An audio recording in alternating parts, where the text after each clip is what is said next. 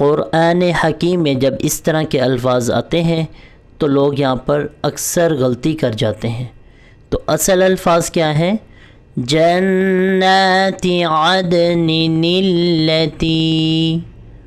اور لوگ یہاں پر دو طرح کی غلطی کرتے ہیں. پہلی غلطی جنات عدن التی، وہ یہاں پر ایک نون کو چھوڑ دیتے ہیں، نون پہلے والے نون کو ڈائریکٹ ملاتے ہیں لام کے ساتھ، جو کہ غلط ہے.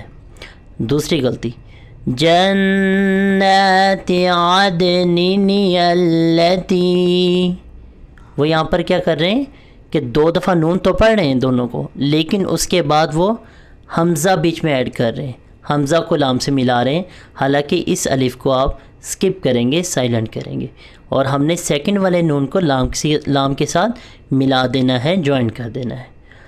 تو اس کو کیسے پڑھیں گے؟ جنات عدن التی. اب پوری آیت کو سنیے گا. جنات